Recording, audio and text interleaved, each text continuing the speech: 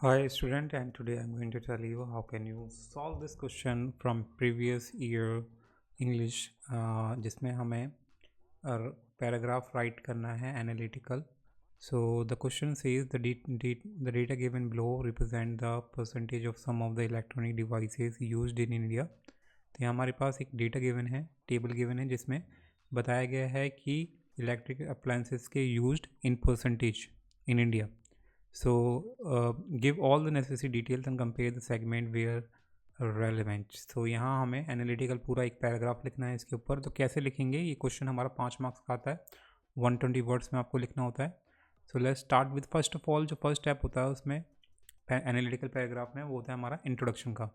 तो इंट्रोडक्शन में आपको फर्स्ट एक या दो लाइन में आपको इंट्रोडक्शन को ख़त्म करना है. The given data reveals the percentage of the various electronic device used in India. तो ये हो गया हमारा इंट्रोडक्शन.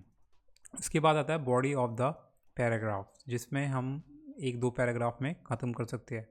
पैराग्राफ में आपको कंपेयर करना है डेटा को, ठीक है, और उसमें ट्रेंड को आपको लिखना है कि क्या ट्रेंड है. तो कैसे लिखेंगे? तो mobile phone leads with a staggering 96% and followed by the televisions 86% and kitchen appliances 84%, and refrigerator used in 69% of household, while laptops and the electronic toys are less prevalent with 38% and 40% usage respectively. तो यहाँ हमने पहले paragraph में क्या समझाया है, पूरी जो टेबल है, जो डेटा है, उसको पूरा एक्सप्लेन कर दिया है, ठीक है.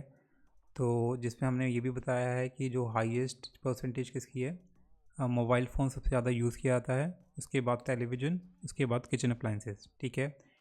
तीन डेटा को तीन तीन चीज़ों को हमने इसमें इस लाइन में समझा दिया. उसके बाद हमने बताया है जो रेफ्रिजरेटर है, और रेफ्रिजरेटर है वो 69% यूज़ होता है हाउस होल्ड में, और जो लैपटॉप और इलेक्ट्रॉनिक टॉयज़ है वो काफ़ी कम यूज़ होते हैं, यानी कि उसको भी हमने मेंशन कर दिया, जो सबसे कम है और सबसे ज़्यादा उसको भी.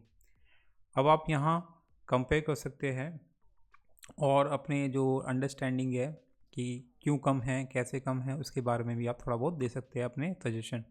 सो यहाँ हम लिखेंगे, आपको अपनी इंटरप्रिटेशन बतानी है बेसिकली. तो this data suggest a high penetration of mobile phones and televisions in India house hold. तो यहाँ हमने बताया क्या कि मोबाइल फ़ोन्स और टेलीविज़न इंडिया में काफ़ी ज़्यादा यूज़ किए जाते हैं, और इसका रीज़न क्या है वो भी आप दे सकते हैं, likely due to the their affordability and entertainment value. और ये क्यों यूज़ किया जाता है? क्योंकि पहली बात तो ये अफोर्डेबल है, और दूसरा एंटरटेनमेंट वैल्यू, यानी कि एंटरटेन होते हैं इन दोनों डिवाइसेस से. So that's why they both used in house hold, ठीक है, with higher percentage. So the high usage of kitchen appliances and refrigerator reflect the growing middle class and changing life style.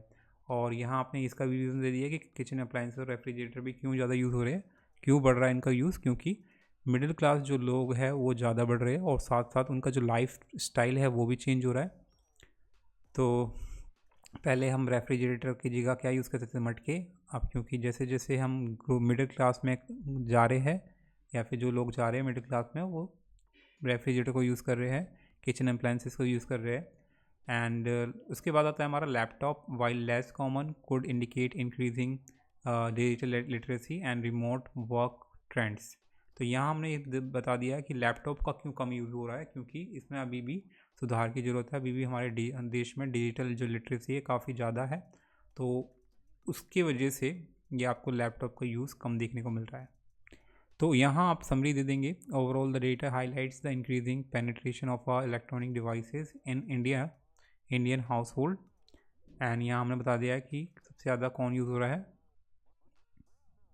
तो यहाँ हमने बता दिया कि mobile phone सबसे आगे है, and this trend is likely to continue as technology becomes more affordable and accessible.